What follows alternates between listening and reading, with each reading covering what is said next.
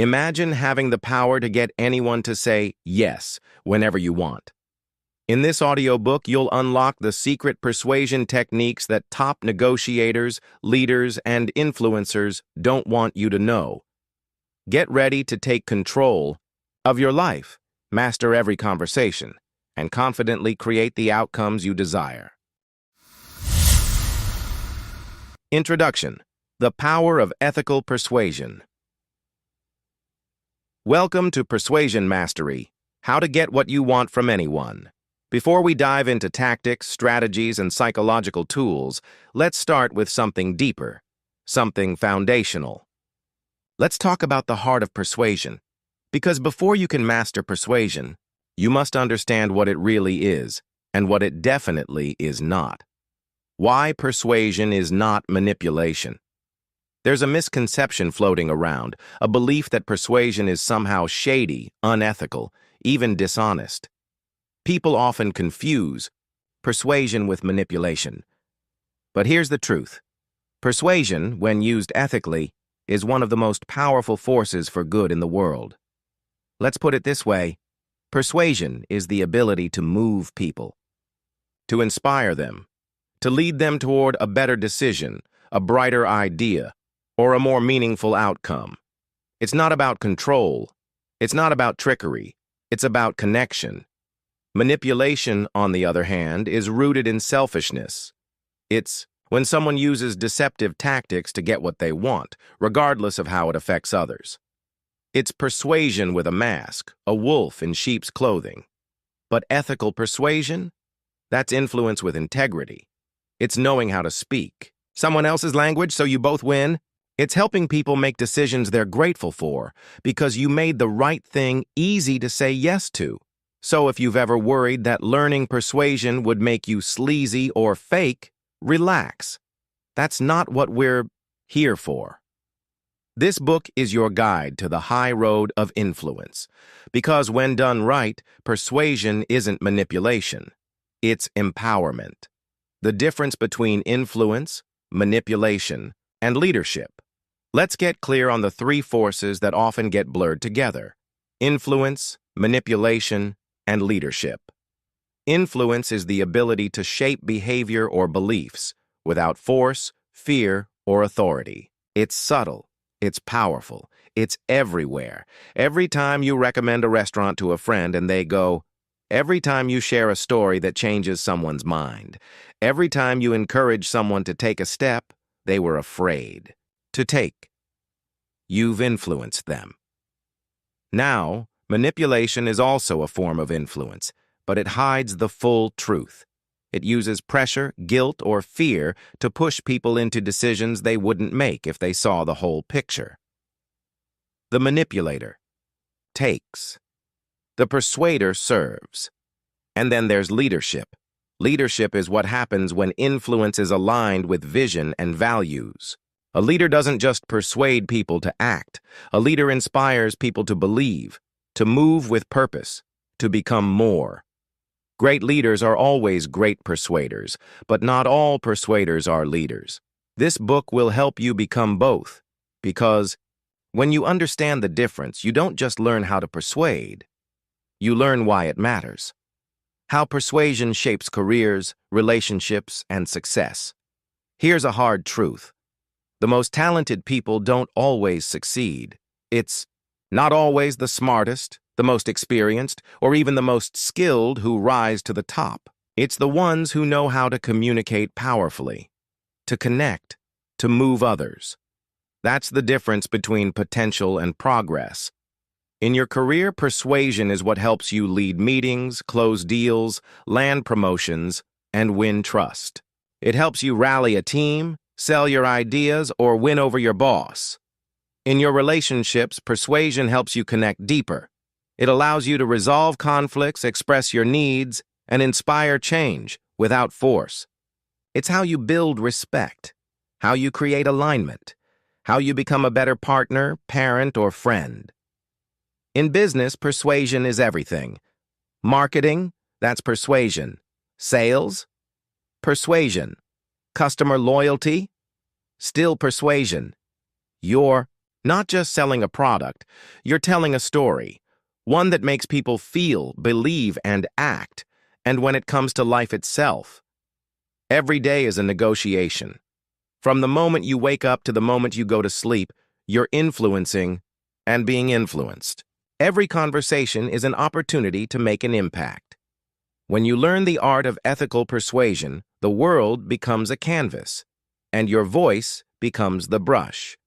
What this book will teach you over the next 10 chapters, you'll discover tools, techniques, and mindset shifts that will make you a master persuader. But more than that, you'll learn how to use them ethically, effectively, and intentionally. Here's a glimpse of what's coming: the psychology behind decision-making and how to ethically influence it, how to build instant trust and rapport with anyone, the secrets of asking the right way, so people say yes naturally, how to use stories to bypass resistance and move hearts, emotional triggers that drive action, and how to use them for good, body language cues that speak louder than words, how to handle resistance, rejection, and objections like pro-language patterns that captivate and compel, how to apply persuasion everywhere, work, love, leadership, and life, and how to build the mindset of a lifelong persuader and leader. But don't worry, this isn't a book full of academic theories or boring jargon. This is real-world, practical, engaging. Everything here is written so you can listen, absorb, and apply fast. Whether you're a student, a CEO, a creator, a coach, a parent, or a dreamer, you're in the right place, because mastering persuasion will level up every part of your life. Setting intentions. Use these techniques for good. Let me ask you something. What kind of person do you want to become as you master persuasion? Because, yes, these tools are powerful, and yes, they can give you an edge in almost every situation, but with great power comes great responsibility. So here's our agreement. Use this power to serve, use it to uplift, not manipulate, to connect, not control, to inspire, not deceive. Persuasion is not about bending others to your will. It's about helping people see what's possible. It's about guiding them to outcomes that feel good on both sides. It's about turning friction into flow, so everyone wins. Set your intention now. To use what you learn in this book to build bridges, to open doors, to lead with empathy, to speak with clarity, and to live with purpose. Because when you master persuasion, you don't just get what you want. You help others get what they need, and that's where real magic happens. Final words before we begin. This book is more than content. It's a conversation, a journey, a transformation. And now, you're ready to begin. In the next chapter, we'll explore the psychology of influence, how decisions are made, how people think, and what you need to understand to become powerfully persuasive in any situation. So, take a deep breath, open your mind, and get ready to unlock the most valuable skill you'll ever learn. Welcome to Persuasion Mastery. Let's begin. Chapter 1. The Psychology of Influence. Let's begin our journey with the most fundamental truth about persuasion. To influence others, you must first understand how the human mind works, because every decision, big or small, is made inside the same mysterious, magnificent space, the human brain. Whether someone is choosing what to eat for lunch, who to vote for, or whether to say yes to your offer, one truth holds firm. People are not as rational as they think they are. In fact, most decisions are made emotionally and only later justified logically. So in this chapter, we'll unlock how decisions are made, reveal the 6 powerful principles of influence, and explore how emotional and logical persuasion work together. Let's dive in. Understanding how the human mind makes decisions. Have you ever bought something you didn't plan to buy, simply because it felt right? Maybe it was a jacket, a car, a course, or even a vacation. Later, you told yourself all the logical reasons why it made sense. It was on sale. I needed it anyway. It was an investment. But deep down, you know the truth. You felt it first. Then you reasoned it out. That's how most decisions are made. In psychology, there's a model called dual process theory. It explains that we all have two systems working inside our brains. System 1, fast, emotional, intuitive. This system is automatic. It's our gut instinct. System 2, slow, logical, deliberate. This system is thoughtful. It weighs facts and considers consequences. Here's the twist. Most of the time, System 1 makes the decision and System 2 justifies it afterward. That's why persuasion isn't just about having better arguments. It's about creating emotional clarity, helping people feel that your idea is the right one, because once they feel it, they'll find a way to make it make sense. The 6 Pillars of Influence, inspired by Robert Cialdini's groundbreaking work, plus modern research. To persuade people effectively, you need to know what naturally influences human behavior. Dr. Robert Cialdini, a leading expert in psychology and marketing, identified 6 universal principles that shape human decision-making. These pillars have stood the test of time, and today they are more relevant than ever. Let's break them down one by one. Reciprocity, people feel obligated to return favors. When you give value, people naturally want to give something back. It's why free samples work, why kindness creates loyalty. In persuasion, always give first. Generosity creates leverage. Example, a consultant gives away free advice during a call. The client feels grateful and more inclined to hire them. Scarcity, we want what's rare or limited. People value things more when they feel they might lose them or miss out. Time-sensitive offers, limited spots, or exclusive access. These all trigger scarcity. Example, only 5 seats left in this workshop creates urgency that compels action. Authority people follow those who appear knowledgeable or credible. We're wired to trust expertise, especially when it's presented with confidence and clarity. Example, a doctor's recommendation carries more weight than a stranger's opinion. That's why wearing a lab coat in a commercial matters. Consistency humans want to be consistent with what they've said or done before. Once we commit, even in small ways, we're more likely to follow through. Example, getting someone to say yes to a small request increases the odds they'll say yes to a bigger one later. Liking, we're more easily persuaded by people we like. Similar interests, genuine compliments, shared values, all build likability. The more someone feels connected to you, the more they'll say yes to you. Example, a salesperson who finds common ground and is warm and relatable closes more deals than one who's just professional. Social proof, we look to others when we're unsure what to do. If everyone else is doing it, we assume it must be right. Testimonials, reviews, popularity, these are persuasion gold. Example, join 10,000 others who have already signed up, triggers the herd instinct. These 6 principles aren't tricks. They're truths, hardwired into our psychology, and when you use them ethically, they become a framework for influence that works everywhere, in business, relationships, and beyond. Emotional versus logical persuasion. Now let's talk about the balance between the heart and the head. Imagine trying to convince someone to change their lifestyle. You could give them facts. Here's the data. This is what the research says. Logically, this is the best choice. But facts rarely move people. Feelings do. Why? Because emotion drives behavior. Logic merely supports it. But here's the key. It's not about choosing one or the other.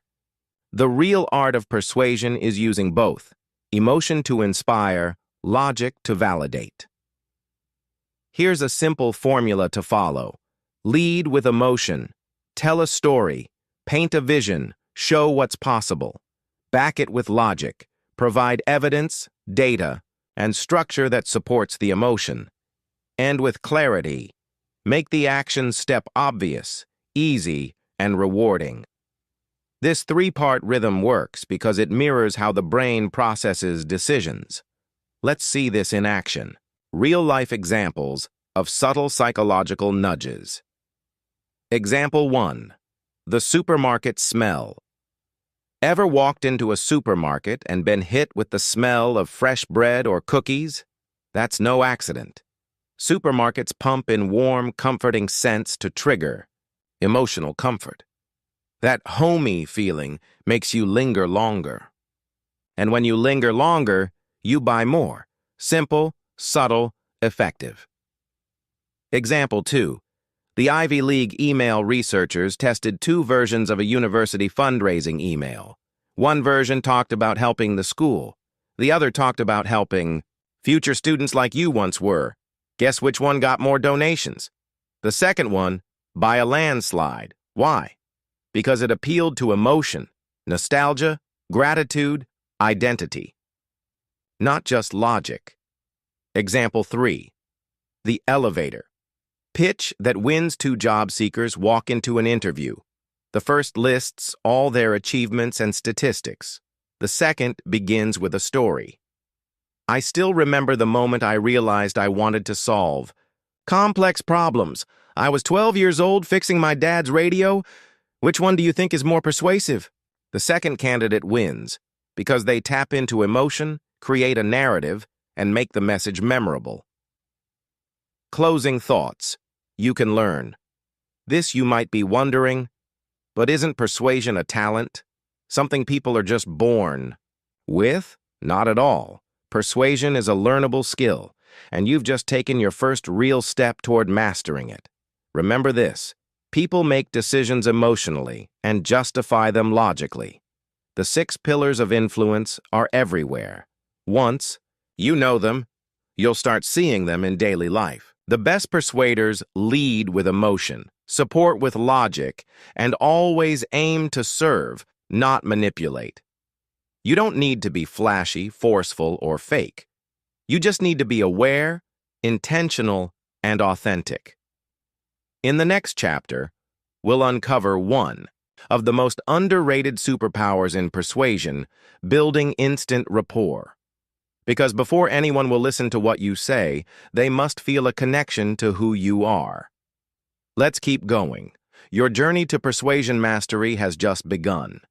Chapter 2. Building instant rapport. Have you ever met someone for the first time and just clicked? The conversation flowed. The energy was right. It felt like you'd known them for years, even if it had only been a few minutes. That's the power of rapport. And in the world of persuasion, rapport is your secret weapon. Because before people will listen to you, before they'll trust your advice, follow your lead, or say yes to your offer, they must feel one thing first: connection. In this chapter, we'll explore how to make people feel understood, valued, and connected to you. Sometimes within the first 60 seconds of meeting them, we'll uncover the science and soul behind rapport, how it works, why it matters, and how to build it fast and authentically. Let's dive in. The art of making people feel understood. People aren't looking for someone to impress them. They're looking for someone who gets them. We all carry an invisible sign on our foreheads, whether we realize it or not. It says, "Make me feel seen, make me feel heard." When someone feels truly understood, they open up, their guard drops, and suddenly influence becomes effortless, not because you pushed, but because they trusted. Here's the truth. Rapport isn't about getting people to like you. It's about creating a shared space where liking you becomes the natural response. And the fastest way to do that? Make them feel like they matter. Mirroring, matching energy, and active listening. Let's get tactical. There are 3 tools you can use to create instant connection. Mirroring. Mirroring is the subtle art of reflecting the other person's behavior, posture, tone, or pace. It's something we all do naturally when we feel connected. Two friends leaning in at the same angle, a couple sipping coffee in sync, a team nodding in agreement. But here's the trick. When you do it intentionally, you can build unconscious alignment quickly. Start small, match their tone of voice, echo their body language, reflect their choice of words. You're not copying them, you're synchronizing. The result? They feel more comfortable, more familiar, and their brain whispers, "I like this person." Matching energy. Every conversation has a rhythm. Some people are fast-paced, loud, enthusiastic.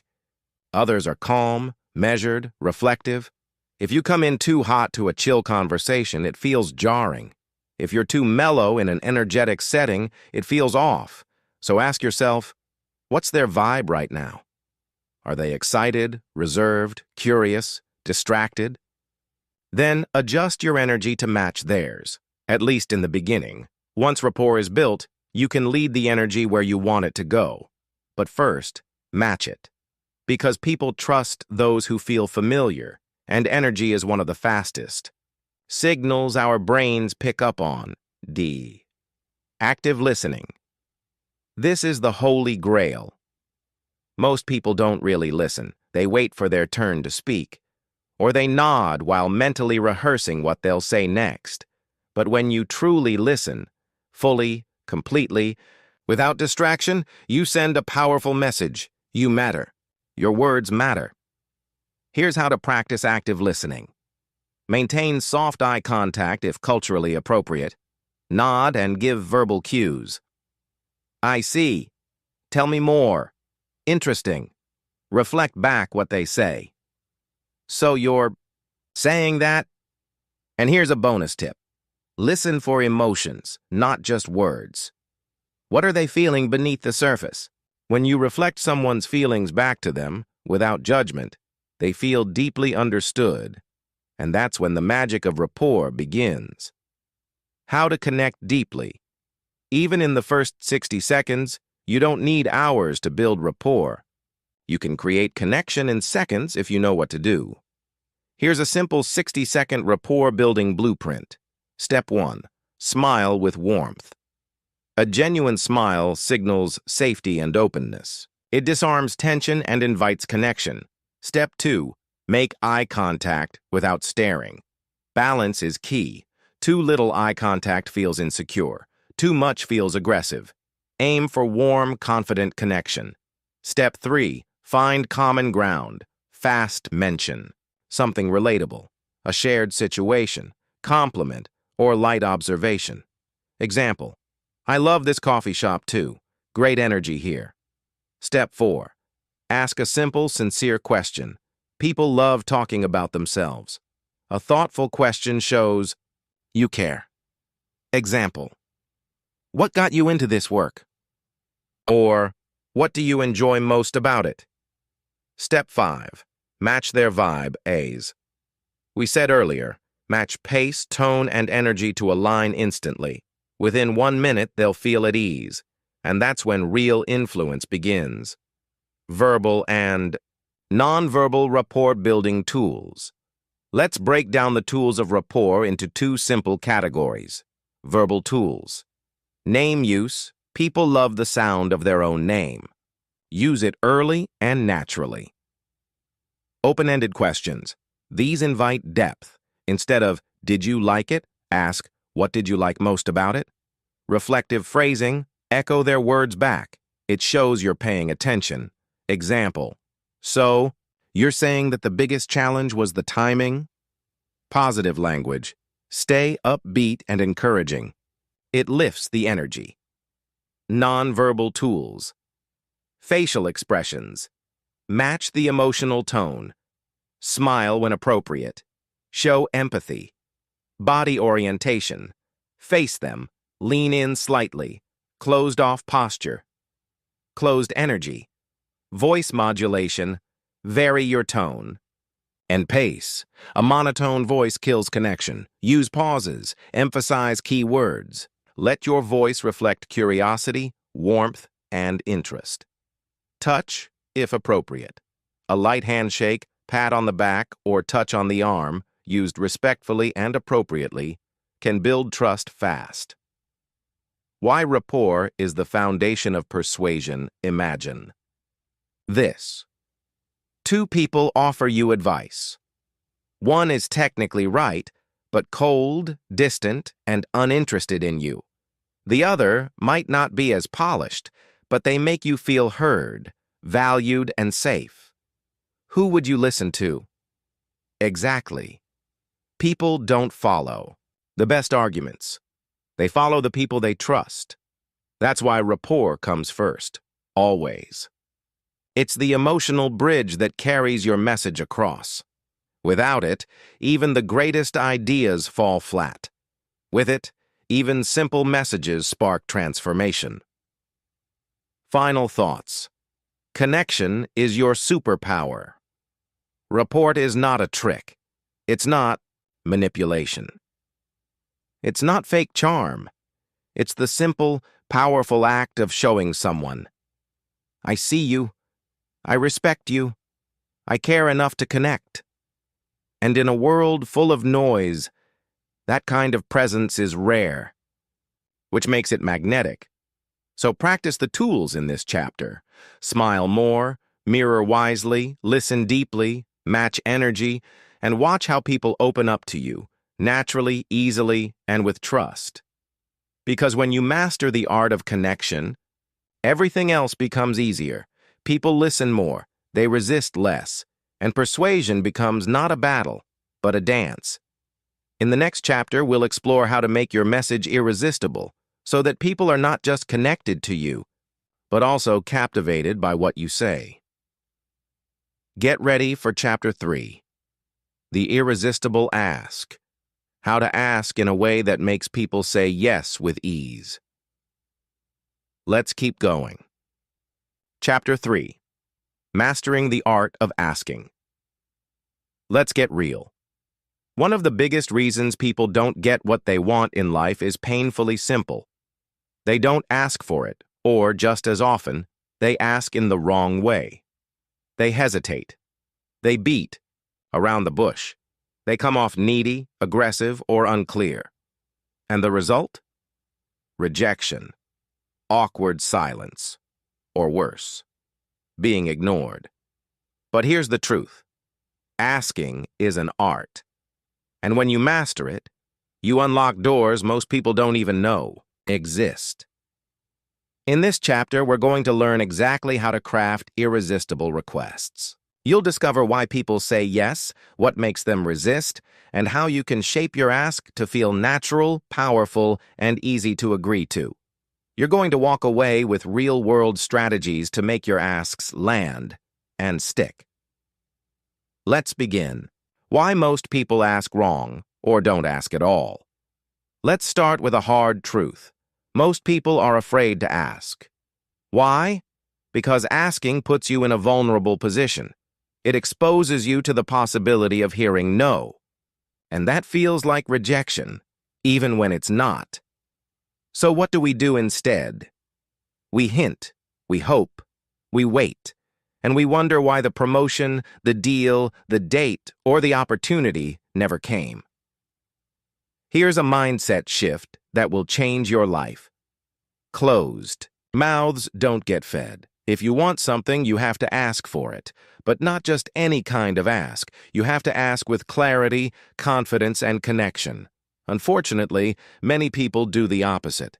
They ramble without getting to the point, apologize before they even ask. Assume the answer is no, ask too soon or too late. Forget to create value for the other person. But once you understand what really makes a request work, everything changes. How to craft irresistible requests. So what exactly makes a request irresistible? Let's break it down into 5 elements. Clarity. People can't say yes to what they don't understand. Be direct. Be specific. Be unambiguous. Bad. Maybe sometime, if you're not too busy, we could possibly meet. Better, Would you be open to meeting for 15 minutes this Thursday afternoon to discuss a potential collaboration? Your ask should be clear, measurable, and time-bound. Confidence? Confidence is contagious. When you believe in your ask, others are more likely to believe in it too. Speak as if the answer could be yes, not like you're bracing for a no. Confident. Asking is not arrogant. It's respectful and assured. You're not begging. You're offering an opportunity for mutual benefit. Context. Give people a reason to say yes. Frame your ask in a way that connects with their values, goals, or interests, instead of, "Can you endorse my project?" Try, "Your insight would mean a lot, especially with your expertise in this area. Would you be willing to endorse this project? I truly believe it aligns with the impact you care about." Curiosity. Sometimes, instead of pushing your ask, try inviting a conversation around it.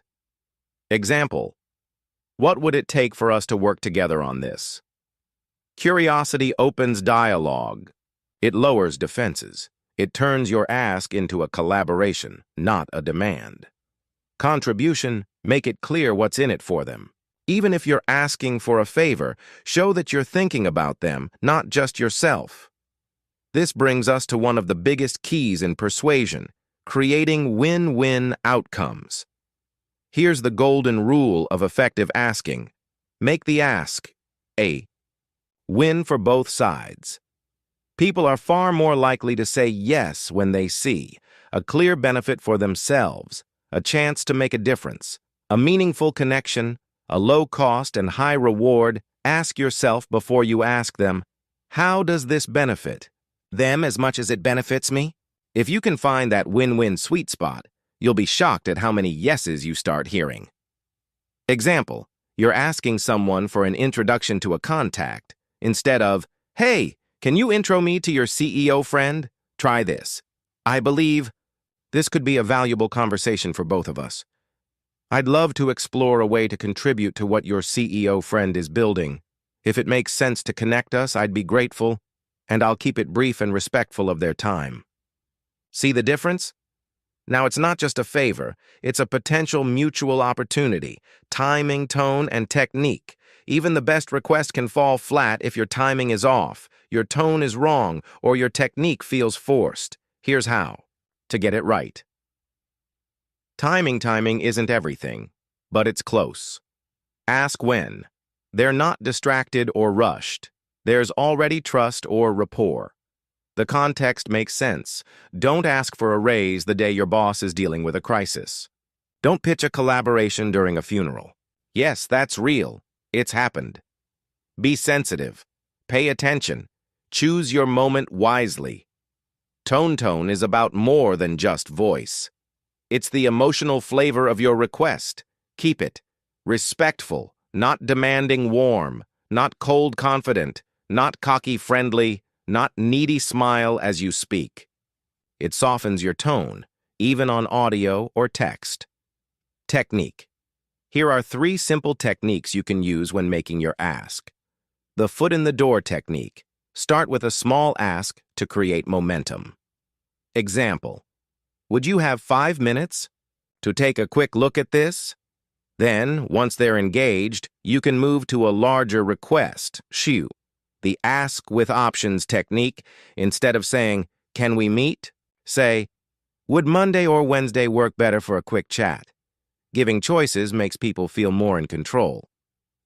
The pre-framed ask: frame your ask with context that makes it harder to say no.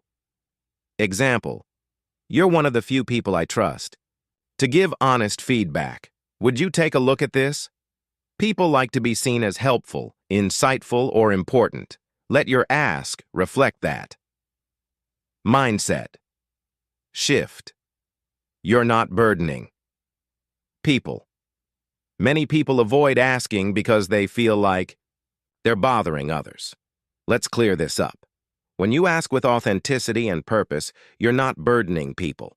You're offering an opportunity to connect, contribute, or collaborate. People want to help, especially when it feels meaningful. So don't talk yourself out of asking. Don't shrink. Don't wait for the perfect moment that never comes. You don't need to be pushy. You just need to be clear, respectful, and brave enough to ask. Real-life examples of effective asks. Let's look at a few practical scenarios. Asking for a job referral bad. Hey, can you get me a job at your company? Better. I saw a role at your company that really fits my skills. If you feel comfortable, would you be open to referring me? I'd be happy to send you a short summary of my background. Asking for feedback bad.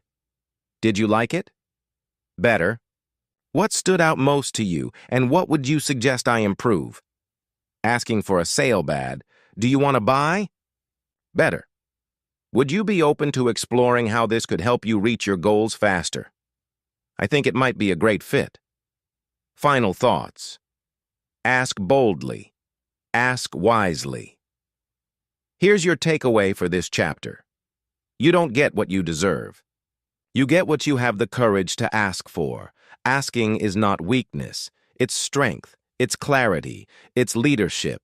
It's the bridge between where you are and where you want to be. So start asking. Start refining. Start trusting that your ask matters. And when you do it with empathy, strategy, and confidence, you'll be amazed at how many doors open. In the next chapter, we'll take your persuasion power to the next level with a topic that often goes overlooked: listening to win, how mastering the receiving side of communication makes you even more persuasive. Let's continue. Chapter 4. The Power of Storytelling. Picture this. You're sitting around a fire. The stars are out. Someone begins to speak. No PowerPoint, no sales pitch, no lecture, just a story. Within seconds, you're captivated. You lean in. You forget where you are. And before you know it, you care. You feel something. You're changed. That is the power of storytelling.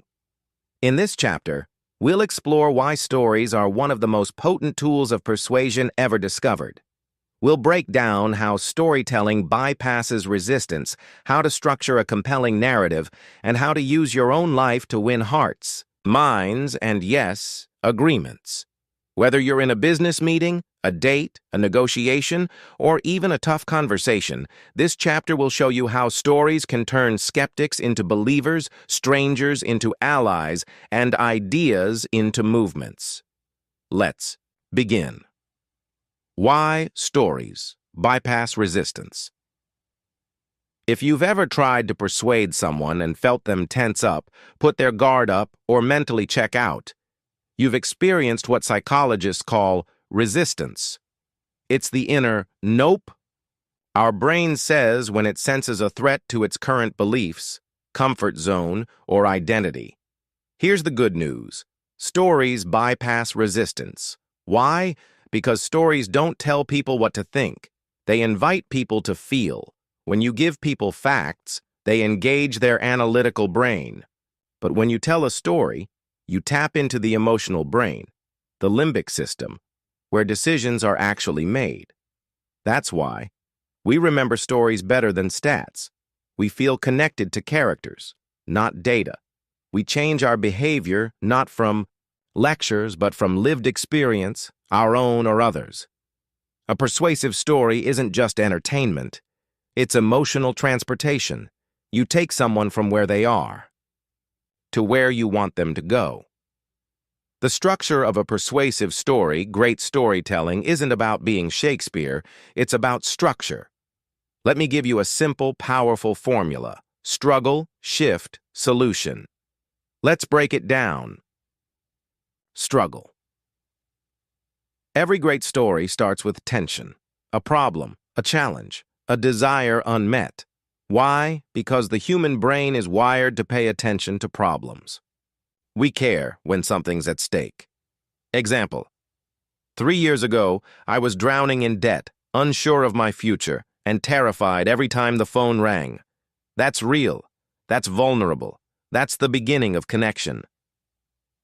Shift. This is the turning point. Something happens. A decision.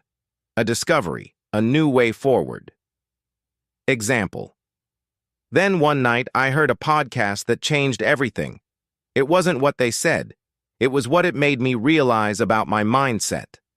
This is the aha moment, the insight, the change in direction.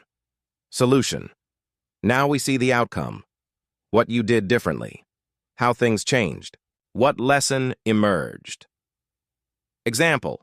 Today, not only am I financially free, but I teach others how to rebuild their lives from the inside out. Notice, you didn't say, I'm perfect. You said, here's how I grew. People don't need your perfection. They need your transformation, struggle, shift, solution. That's the arc that pulls people in and moves them forward. How to use personal anecdotes to build trust. You want to be persuasive? Be relatable. Be real.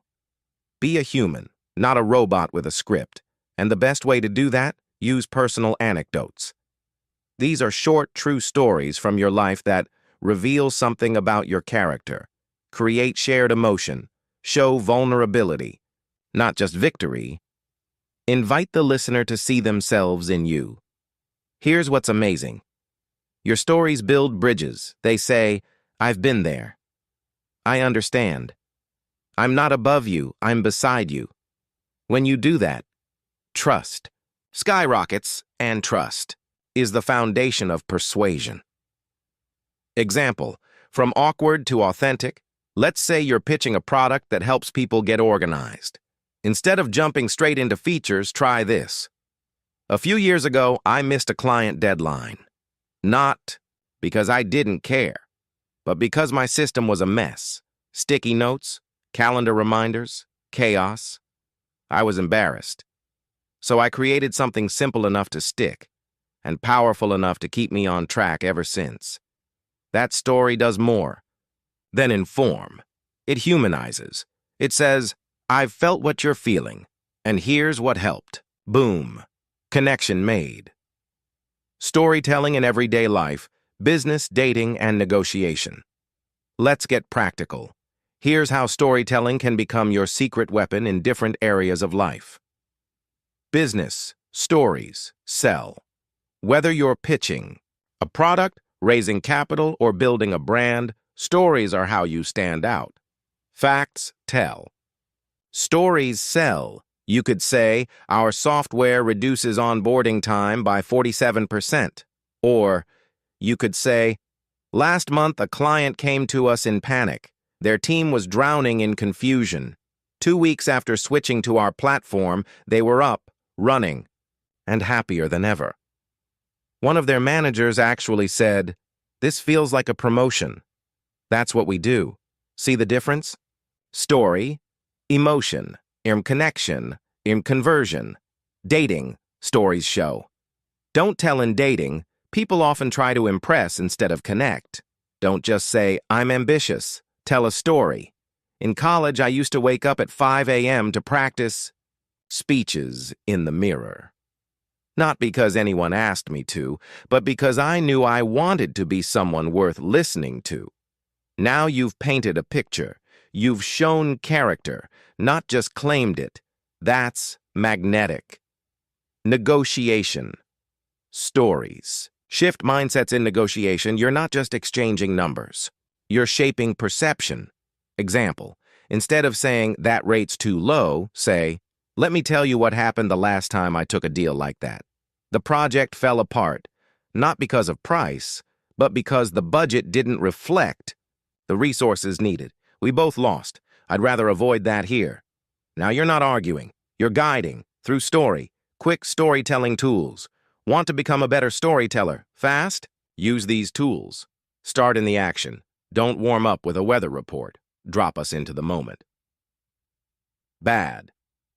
Let me tell you about a time I went to Spain. Better. The plane hit turbulence, my bag flew open, and everyone stared as books poured down the aisle. That was the first 5 minutes of my trip to Spain. Hook us early.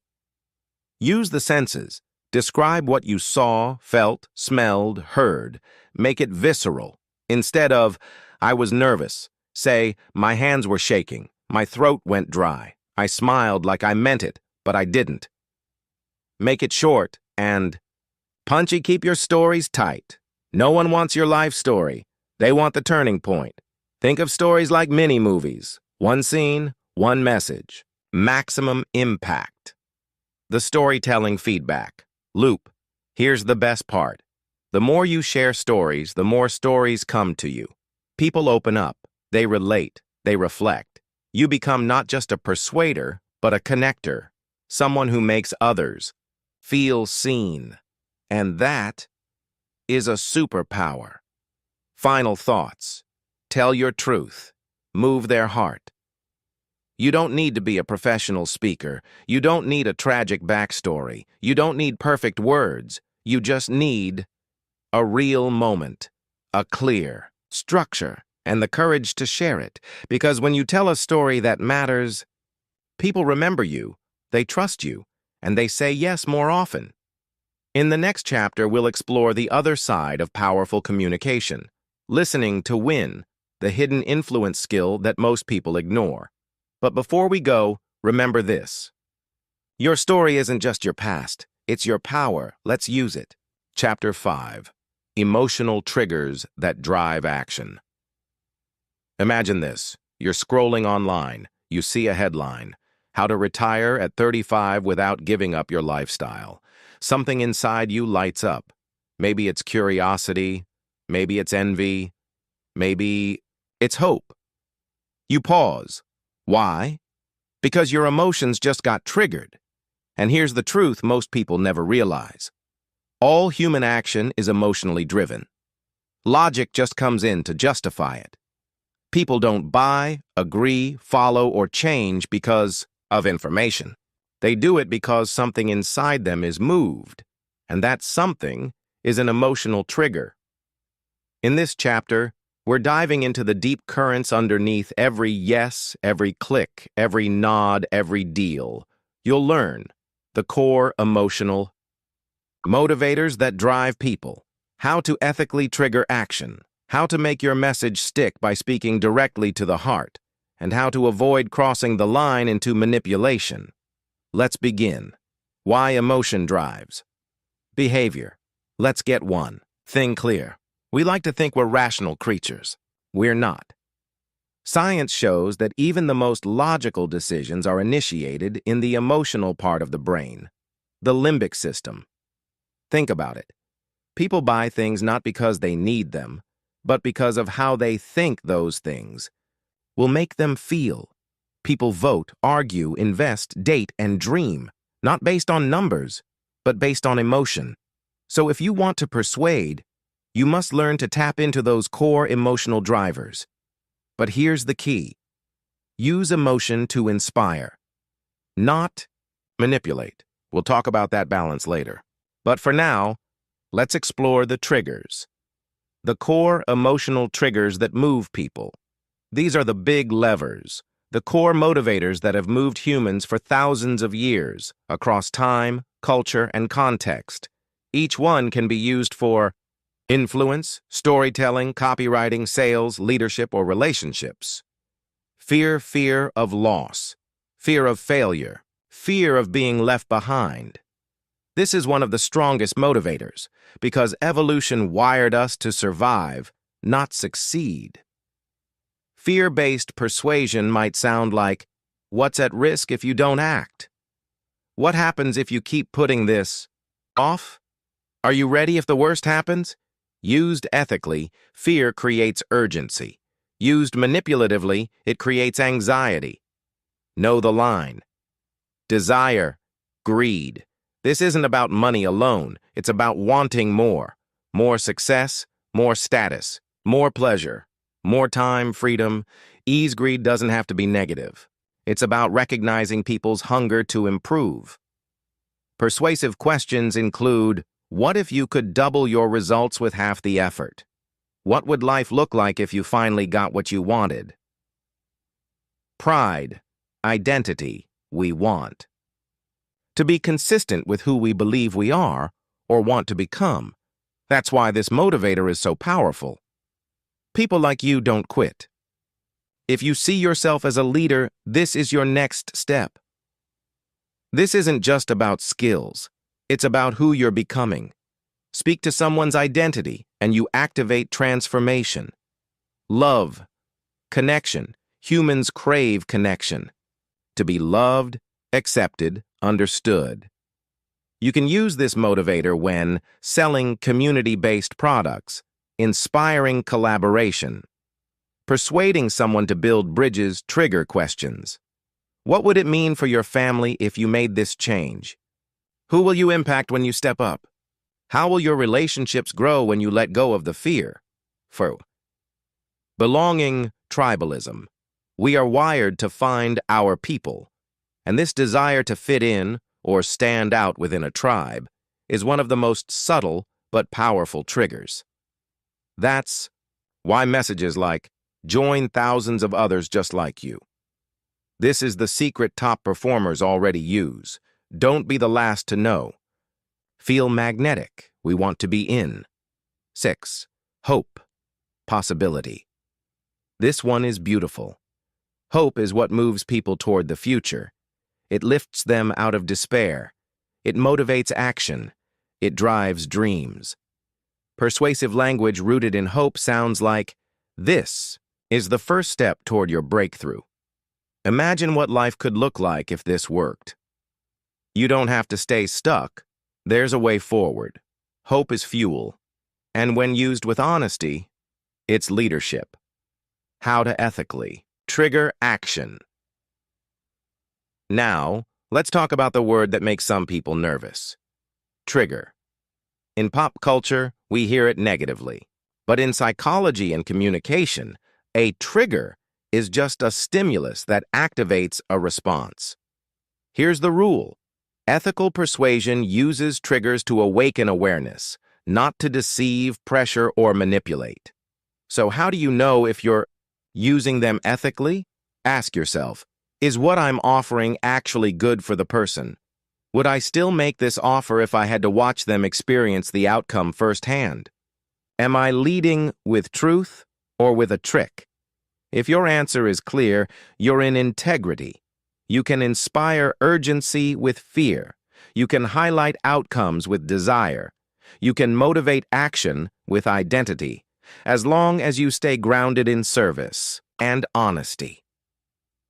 Speak to the heart, making your message unforgettable, want to be remembered, then stop talking to people's brains and start speaking to their hearts. Here's how to do it. Start with emotion before logic. Open with a story, a feeling, a moment. Don't lead with data. Let them feel before you ask them to think. Use emotional language instead of saying, "Our app helps reduce task completion time." Say, "Our app helps you feel in control again and breathe easier at the end of your day." Emotion is in the experience, not the explanation. Paint vivid before, after pictures. Let people see what transformation looks like. Before, I felt overwhelmed every morning. After, I wake up with clarity and calm. Before, I was unsure of myself in every meeting. After, I close deals confidently. People remember change, not features. Use the "so what" test. After every statement, ask, "So what?" For example, we offer personalized coaching. So what? So you don't waste months guessing what will work for you. Now you're speaking their language. The difference between persuasion and coercion. Let's make this very clear. Persuasion is about awakening desire. Coercion is about suppressing freedom. The goal of ethical persuasion is to empower informed action. The goal of manipulation is to pressure unconscious reaction. Here's how to stay in integrity. Persuasion. Coercion informs and inspires. Guilt trips and shames. Offers choices. Removes alternatives. Builds trust. Breeds anxiety. Encourages ownership. Demands compliance. Seeks mutual benefit. Prioritizes one-sided gain. If you ever feel tempted to push someone into a yes they aren't ready for, pause. Instead, ask, What would help you feel more confident about this decision? That's persuasive leadership. That's influence with integrity. Bonus: stack emotional triggers. Here's a pro tip. The most persuasive messages combine multiple emotional triggers. For example, a story that begins in fear, shifts into hope, and ends in pride. A message that starts with the desire to win, then shows how it helps their family feel loved. A proposal that speaks to identity, you're a leader, and community, others like you are doing this too. You don't need to shout, you just need to stir. And once you master emotional layering, people won't just hear you, they'll feel you. Final thoughts.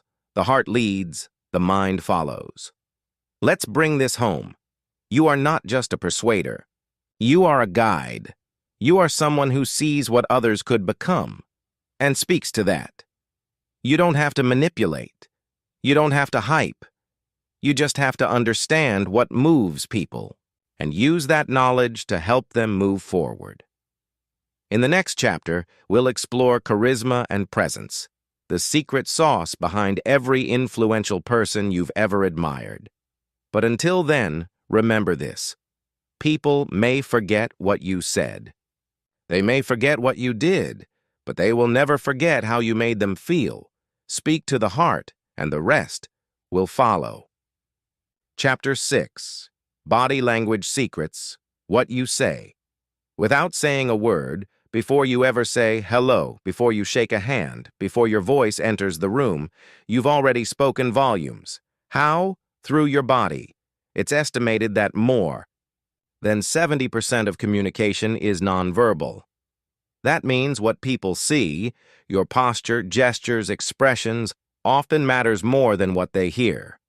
Your body is always talking. The question is, are you aware of what it's saying? In this chapter, we're going to unlock the secret code of body language so you can use it to amplify your persuasion, increase your presence, and read people like a book. You'll discover what your posture, eyes, and gestures are signaling, and how to control them. How to read other people's body language with clarity and accuracy, the differences between confident and submissive body cues, and how to use physical presence to reinforce everything you say. Let's dive in.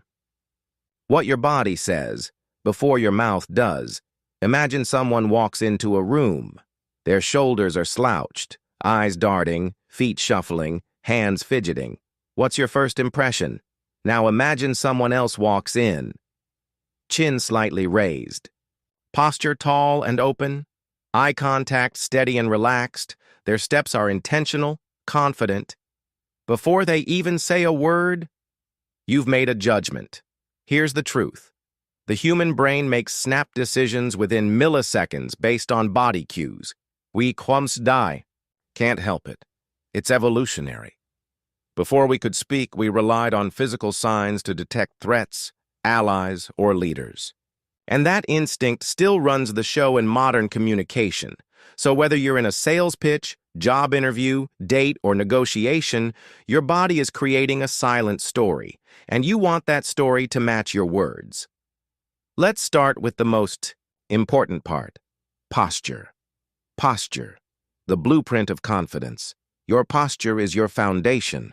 It tells the world whether you're open or closed, strong or insecure, present or checked out. Here's what confident posture looks like. Spine straight, not stiff, shoulders relaxed and slightly back, chest open, not puffed up, not caved in, chin parallel to the floor, feet shoulder width apart, firmly planted. This posture says, I'm comfortable in my own skin. I belong here. Compare that to submissive posture. Shoulders hunched, arms crossed or tucked close to the body, head down or tilted, shifting weight nervously. Feet pointed toward the exit. This says, I'm unsure, maybe even apologizing for being here. Now, you don't have to be a superhero to stand tall. Just be intentional, feel grounded, own your space. Because the way you carry yourself teaches people how to treat you. Eye contact, the window of trust. There's a simple rule in persuasion. If people can't trust your eyes, they won't trust your words. Eye contact is one of the fastest ways to build or break rapport. Here's how to use it well. Hold eye contact for 3 to 5 seconds at a time. This shows interest without coming across as intense or robotic. Don't stare. That triggers discomfort. Blink naturally. When speaking, make eye contact to emphasize points. When listening, maintain soft, steady eye contact to show attention. Want to instantly appear more confident? Hold eye contact when you finish your sentence, not just while you speak. That pause, with calm eye contact, signals certainty. Avoid these common mistakes. Looking at the floor or ceiling while thinking, rapid blinking, shifting your gaze too frequently. Looking through someone instead of at them, when your eyes are calm and focused. So is your presence. Gestures. Speaking with your hands. Gestures are powerful tools. When used well, they add clarity, warmth, and passion to your message. When used poorly, or not at all, they confuse or weaken your impact. Here's how to. Master the art of persuasive gesturing. Do. Use open palms to show honesty and vulnerability. Let your hands move naturally to match your words. Gesture within your power zone, from chest to waist. Emphasize key points with purposeful hand motions. Use gestures to paint visual concepts, like this big or rising up. Avoid pointing aggressively, hiding hands in pockets, clasping hands tightly shows tension, fidgeting with jewelry, pens, or clothing. Your hands should look like they belong in the conversation, not like they're trying to escape it. Pro.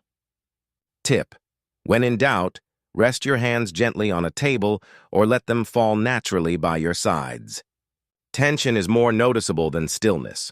Reading the body language of others, it's not just about what you say, it's also about what the other person is communicating silently. Great persuaders are also great observers. Here are a few cues to watch for when reading someone else. Signs of comfort and openness. Relaxed shoulders, uncrossed arms and legs, frequent eye contact, leaning slightly forward. Genuine smiles with eye crinkles. These signs usually mean, I'm engaged, I feel safe with you. Signs of discomfort. Or disengagement, crossed arms or legs, tapping feet or fingers, leaning back or turning away slightly, rapid blinking or darting eyes, forced smiles. These could mean, I'm unsure, I'm not fully open to this message. But here's the golden rule. Always read body language in clusters, not in isolation. Someone crossing their arms could be cold, not defensive. Someone looking away could be thinking, not disinterested. Look for patterns. Observe context. And most importantly, stay curious, not judgmental.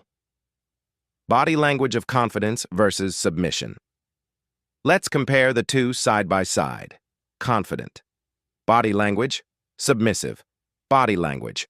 Tall, upright posture, slouched or collapsed posture. Steady. Eye contact avoids or overuses eye contact, open gestures, relaxed hands fidgeting or hidden hands, calm facial expressions, tense jaw. Forced smile, leaning in slightly, leaning back or away firm, planted stance shifting weight, small steps. You don't need to be theatrical or aggressive. Confidence is often quiet, but it's undeniable. Physical presence that matches verbal power. Want your words to land more powerfully? Then make sure your body supports your message. Here's how to align the two. When making a strong point, pause and hold your gaze. When telling a story, act it out with gestures and expressions. When asking a question, lean in slightly. When listening, nod and mirror their posture subtly. When sharing a call to action, stand tall and own your space. Your body should be like a soundtrack to your speech, amplifying every note, and when body and voice match, your message becomes unforgettable. The door test. Leave the right impression. Imagine two people walk out of a meeting with you. The first says, I don't remember exactly what they said, but wow, they had something. That something is presence, and presence is built on body language. So here's your takeaway. Practice posture in the mirror. Record yourself during conversations or presentations. Watch how your hands move when you speak. Observe people you admire. What does their body say? Then integrate, not overnight, not perfectly, but consciously, over time. Your physical communication becomes natural, intentional, and magnetic. Final thought. Your body is. Your message persuasion doesn't begin with words. It begins with presence, and presence is not about being the loudest in the room. It's about being the most centered, the most grounded, and the most connected. So walk in with intention. Stand like you belong. Look people in the eye. Use your hands to support your voice, and let your body whisper what your words are about to roar. In the next chapter, we'll take persuasion even further by exploring charisma and presence, becoming irresistibly influential. Because once your body is aligned, your energy speaks. And when your energy speaks, people listen. Ready to unlock true charisma? Let's go. Chapter 7. Handling resistance and rejection. Transforming no into opportunity. Let's face it. Even the most skilled persuaders hear no. Even the most charismatic communicators face resistance. In fact, the more you reach out, the more you ask, the more you try to influence, the more likely you are to face pushback. But here's the thing. Rejection isn't failure. Resistance isn't defeat. It's feedback. And when you know how to handle that feedback, not with fear, but with strategy, you become unstoppable. In this chapter, we're going to dismantle the fear of rejection and transform resistance into your greatest teacher. You'll learn why people resist and how to reduce their defenses. The powerful agree and redirect technique, how to reframe objections without being pushy, and how to turn rejection into future opportunity. Let's get into it. Why people resist, even when you make sense. Have you ever laid out a perfect idea? You were clear. You were logical. You were even generous. But the other person still resisted. Maybe they folded their arms. Maybe they said, "I don't think so." Maybe they ghosted you altogether. You wonder, what did I do wrong? Here's a mindset shift. Resistance isn't always about you. It's often about them. Let's explore some of the hidden reasons people say no. Fear of change. People resist anything unfamiliar, even if it benefits them. Loss of control. If they feel pushed, their ego kicks in and they push back. Lack of trust. If they don't fully trust you yet, they'll be hesitant to follow your lead. Timing. Your request might be right, but the moment is wrong. Overload. They're mentally or emotionally maxed out. Previous experiences. They've been burned before and associate your offer with past pain. So what's the solution? Start by asking this question. What need is this person trying to protect? Because every rejection is a defense. And when you understand the fear behind the fence, you can walk around it with empathy. The agree and redirect technique resistance often shows up when someone feels attacked, manipulated, or cornered. And most people make a crucial mistake in those moments. They try to argue the person into agreement, but persuasion isn't about defeating the other person, it's about enrolling them. That's where the agree and redirect technique comes in. Here's how it works. Step 1, agree or validate. Instead of denying their concern, you validate it. This disarms their defenses. Examples. That's a really good point. I totally understand where you're coming from. You're right to be cautious. About that, note. You're not admitting they're absolutely right. You're simply acknowledging their right to feel that way. Step 2, redirect. Now you gently shift the focus toward a solution, alternative, or positive perspective. Examples. And that's exactly why we structured it this way. which is why we offer a trial first. But let me show you something that might surprise you. Let's put it together in a real-life example. Imagine you're offering coaching services and someone says, "I don't think I can afford it right now." You could say, "Totally fair. Budgets are tight for a lot of people, and that's exactly why I created a lower-tier package to help people get started without the big upfront cost." You didn't argue. You didn't push. You acknowledged and redirected. That builds trust, and trust opens doors. Reframing. Objections without sounding pushy. The moment someone says no, you enter the most delicate phase of persuasion. One wrong move, and they shut down completely. The key? Reframe objections as opportunities for alignment. Let's break down 3 common objections and how to reframe them naturally. I don't have time. Instead of arguing, reframe the idea of time as investment. I totally get that. That's exactly why I designed this to save you time in the long run. Or, totally makes sense. That's why the most successful people I work with do this in bite-sized steps. I'm not interested. Avoid defensiveness. Reframe with curiosity. That's fair. Can I ask, what part doesn't resonate with you? This opens up dialogue instead of ending it. And once they open up, you can pivot more effectively. It's too expensive. Reframe the cost as value or outcome. Absolutely. Price matters. Most people who say that at first end up realizing it actually pays them back over time. Or, good question, what would make this feel worth it to you? You're inviting them to create the terms of agreement rather than just walk away, and that's how you stay in the conversation without ever feeling pushy. Turning no into future opportunity. Here's a powerful truth. No doesn't always mean never. Sometimes it just means not yet. That's why great persuaders don't walk away from rejection. They plant seeds in it. Here are a few techniques for turning a no into a future yes. 1. Leave the door open. Say something like, "Totally understand. If things shift later, I'd love to revisit it with you." This keeps the bridge intact. They remember your respect, not pressure. 2. Stay on their radar. Share occasional value without expectations. Maybe send a helpful article, comment on their post. Follow up in 30 days with a question like, "I remember we spoke last month. How's that going?" You're staying relevant without selling. That builds familiarity and eventually trust. 3. Ask for feedback if the rejection is firm. Use it as a growth opportunity. No problem at all.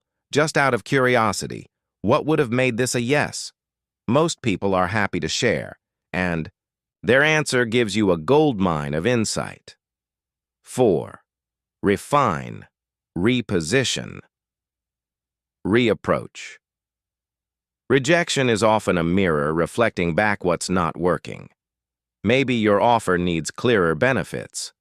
Maybe your tone needs to be softer. Maybe the timing needs adjusting. Take the feedback, make the tweaks. Try again, with wisdom in your back pocket. Final thoughts. Rejection is part of the game. Let's redefine the word rejection. Instead of seeing it as failure, see it as a filter that helps you find the right people. A teacher that improves your messaging. A test of your emotional resilience.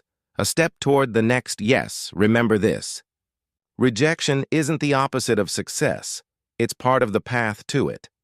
Every great persuader, every leader, every creator, every entrepreneur has faced hundreds, even thousands of no's.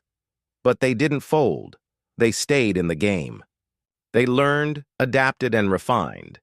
And eventually, they won hearts, minds, and opportunities. So the next time you hear resistance or rejection, smile a little. You're not failing. You're growing. And that's real persuasion power. Chapter 8. The language of influence. Speak. So people say yes. Let's begin with a simple truth. Words are not just sounds. They're tools. The right words can open minds. The wrong words can shut doors. Words can build trust or trigger fear. They can stir emotion or cause confusion. And when it comes to persuasion, language is everything. In this chapter, you're going to discover the kinds of words that persuade and the ones that repel the power of phrasing, hypnotic patterns, and emotional triggers, how to use analogies, metaphors, and contrast to stick in people's minds, and how to craft your language so it inspires action, not avoidance. Let's unlock the verbal vault. Words that repel versus words that persuade. Some words push people away, others pull them in. Let's start with the repellers. These words, while common, trigger resistance. You should feels like judgment, trust me. Feels like manipulation, honestly, makes people question what wasn't honest before. It's easy. Dismisses their fears, no offense, but always sounds offensive. But often cancels everything before it. Now compare those with persuasive phrases. What if we tried? Invites collaboration. Here's an idea you might love. Sparks curiosity. Many people find that builds social proof. You're totally free to decide. Creates psychological safety. I'd love to hear your thoughts. Shows respect. Imagine if opens. A door in the mind, notice the difference? One group makes people tense up. The other opens them up. Influence isn't about dominating the conversation. It's about guiding it with words that feel safe, strong, and compelling. Power phrases. And hypnotic language patterns? You've probably heard someone speak and thought, wow, I don't even know why I'm agreeing. But I am. That's the magic of hypnotic language. These are patterns of speech designed to lower resistance, activate the imagination, lead people to their own yes. Let's explore a few of the most powerful techniques. The double bind, this, is when you offer two options, both leading to your desired outcome. Instead of asking, do you want to buy this? Try. Would you prefer to start with the full version or the flexible monthly plan? It feels like choice, but it's really agreement in disguise. The yes set. This is a series of small, obvious yes questions that create momentum toward agreement. Example. You want something that saves time, right? And you're serious about results? Then let me show you how this might fit perfectly. When people nod along to small truths, they're more likely to nod when it counts. Embedded commands. These are subtle suggestions hidden inside a sentence. Example. When you begin to imagine yourself using this daily, you'll start to notice how effective it becomes. Begin to imagine is a command, but it feels natural, not forceful. You're planting ideas in the subconscious, gently. Presuppositions. These are statements that assume the outcome is already accepted. Instead of, would you like to sign up? Try. When you join, you'll notice results within a week. It assumes they'll join, and that confidence often becomes contagious. Using analogies and metaphors to influence emotion facts tell. Stories sell, but metaphors, they move. They translate complex ideas into emotional understanding, fast. If you want to persuade, speak in metaphors your listener already understands. Example 1. Selling a fitness program. Instead of saying, it's a 12-week strength training schedule. Say, it's like hiring a personal architect for your body. Every rep lays the next brick of your foundation. Now they feel it. It's visual, relatable, real. Example 2, explaining a digital product instead of its cloud-based storage with backup features. Say, think of it like a digital safety deposit box, your important files locked up and always within reach. See the difference? Metaphors make your message stick. They bridge the gap between logic and emotion. The power of contrast. People don't understand value until they see contrast. In Persuasion, contrast is your secret weapon. You show people what they have versus what they could have. The pain of staying stuck versus the reward of moving forward. A boring old way versus your exciting new way. Examples. Most people waste 2 hours a day scrolling. What if you used that same time to build a business? You can keep guessing, or you can follow a proven system. You could keep getting ignored, or learn how to own every room you walk into. Contrast creates tension, and tension drives action. Sticky language, making your words memorable. Think about the last ad, book, or speech you remembered. Chances are, it had sticky language. Sticky language has rhythm, emotion, brevity. Visuals, let's look at a few formulas. You can use the rule of 3. Humans love trios. They're easy to process and remember. Examples: eat, pray, love, stop, drop, roll. Time, freedom, control. Try writing your core idea in 3 short, punchy words or phrases. Rhymes and repetition. If it rhymes, it sticks. Example: if you can name it, you can tame it. What you resist persists.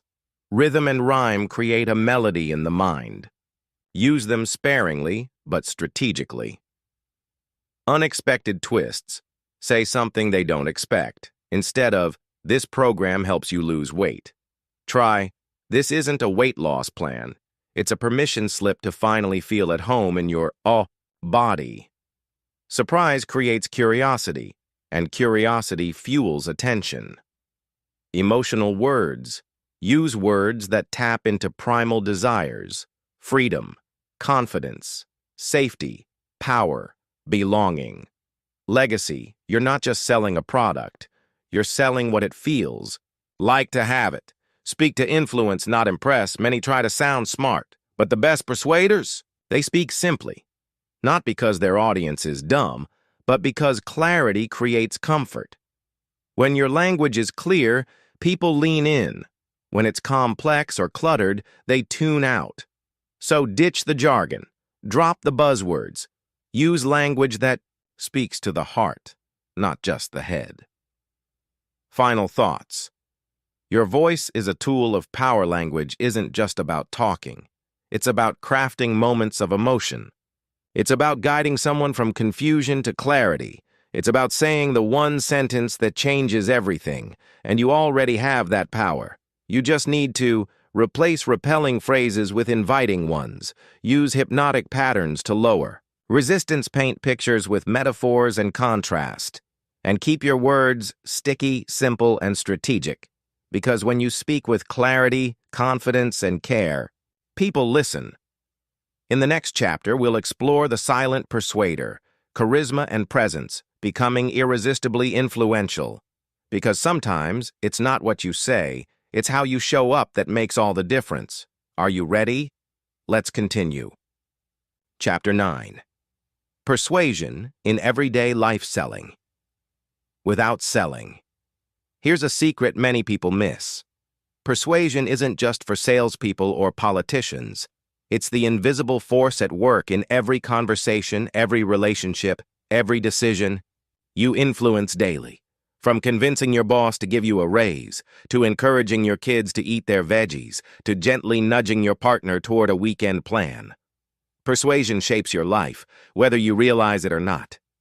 But how do you use it without feeling pushy or salesy? How do you influence naturally, ethically, and effectively in the moments that matter? That's what this chapter is all about. Selling without selling. Imagine this. You're not selling anything. You're simply sharing ideas in a way that makes others want to listen. This is the art of selling without selling. Here's how it works. Be genuinely curious. When you show real interest, people open up. Offer value first. Give before you ask. Listen more than you talk. People want to feel heard. Frame your ideas as solutions. Paint the picture of a better future. When you do these things, persuasion becomes invisible. It's not about pressure, it's about connection. Influencing your boss, clients, and colleagues, workplaces are persuasion battlegrounds. You want to get buy-in on your ideas, win support for projects, build influence without stepping on toes. Here's how. 1. Speak their language. Understand what matters to them. Is your boss focused on results? Is your client worried about ROI? Is your colleague driven by recognition? Tailor your message accordingly. Use data plus emotion. Logic appeals to the mind. Emotion appeals to the heart. Combine both. For example, the data shows this strategy could boost sales by 20%, and it will also build stronger customer relationships, which means happier clients and repeat business. 3. Build small wins. Don't ask for the moon right away. Secure small agreements first. Celebrate those wins. Build momentum. Influencing family and friends persuasion. Here is all about empathy and respect. Your goal is harmony, not domination. Tips. Frame requests as choices. Would you like to watch a movie or go out to dinner tonight? Acknowledge feelings. I see you're tired and I really appreciate you helping out. Use stories. Share how something worked for you rather than telling others what to do. Be patient. Sometimes influence is planting seeds, not immediate results. Ethical persuasion in leadership and teamwork. Leaders who persuade well create loyal teams. They don't manipulate, they inspire. Here's how to lead ethically. Be transparent. Share the why behind decisions. Invite participation. People buy into what they help create. Respect autonomy. Encourage ownership rather than control. Model the behavior you want. Authenticity is magnetic. Micro moments that shape persuasion. Daily, you don't need grand speeches to persuade. Small moments count. The way you greet someone in the morning. How you listen when someone talks. Your tone when making a request. The little thank you notes or gestures. Each micro moment builds or breaks your persuasive power. Think of persuasion as a muscle. It grows stronger with daily practice. Final thoughts. Influence is a lifestyle. Persuasion isn't a magic trick or a one-time event. It's a way of being. When you live with empathy, clarity, and respect, you influence effortlessly in work, in relationships, and in life. Your words and actions create ripples. Use them wisely. The next chapter will bring it all home, showing you how to create a personal persuasion plan for lasting impact. You're almost there. Chapter 10. Becoming a Master. Persuader from learning to living. Influence. You've traveled far on this journey, from understanding the mind, to mastering language and body language, to influencing in everyday life. Now it's time to bring it all together. Becoming a master persuader isn't about memorizing tricks. It's about adopting a mindset and lifestyle that naturally inspires, motivates, and moves people. This final chapter will give you a powerful recap of the key principles and tools, daily habits to build your persuasion muscle, practical exercises to sharpen your influence skills, the mindset secrets that make you unforgettable, inspiring, and truly influential. Recap. Your persuasion toolbox. Let's revisit the core pillars you've learned. Ethical intention. Persuasion is about helping, not manipulating. Psychology of influence. Know how decisions are made and how emotions shape choices. Building rapport. People say yes to those they like and trust. The art of asking. Craft requests people want to accept. Storytelling. Stories bypass resistance and create deep connection. Emotional triggers. Speak to the heart to motivate action. Body language. Your nonverbal signals say more than words. Language of influence. Use words that attract, not repel. Persuasion in everyday life. Apply techniques naturally in work, family, and social settings. Each piece fits together to create a powerful persuasion framework. Daily habits. To strengthen your persuasion muscle. Like any skill, persuasion grows with practice. Try these daily habits to stay sharp. Observe. Watch conversations around you. Notice what works and what doesn't. Reflect. After each interaction, ask yourself what went well and what could improve. Read and listen. Absorb books, podcasts, and videos on psychology and communication. Practice small requests. Each day, ask for something small and observe the response. Record yourself. Listen to your tone and pace. Adjust to sound calm, confident, and engaging. Body check.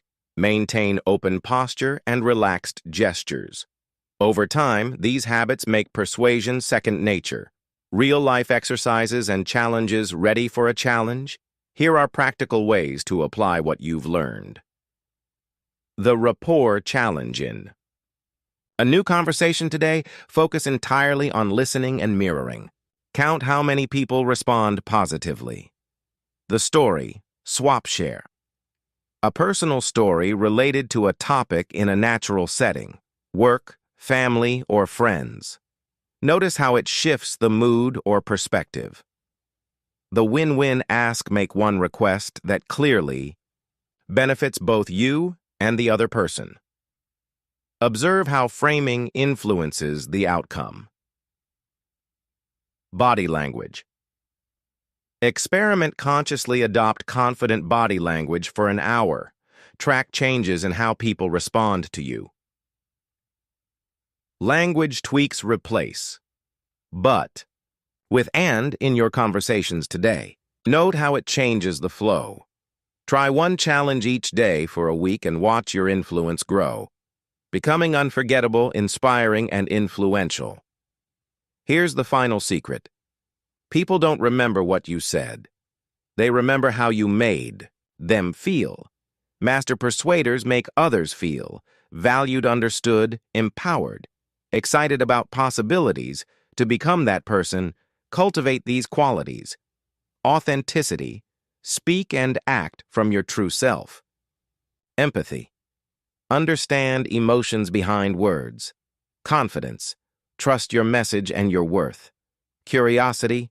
Always seek to learn about others. Gratitude. Appreciate every interaction as a chance to grow. When you embody these traits, persuasion isn't a skill you use. It's a magnetism you radiate. Your journey starts now. You now hold the tools to influence with integrity, impact, and heart. Use them wisely. Practice relentlessly. And remember, the most powerful persuasion is the one that creates a better world for everyone.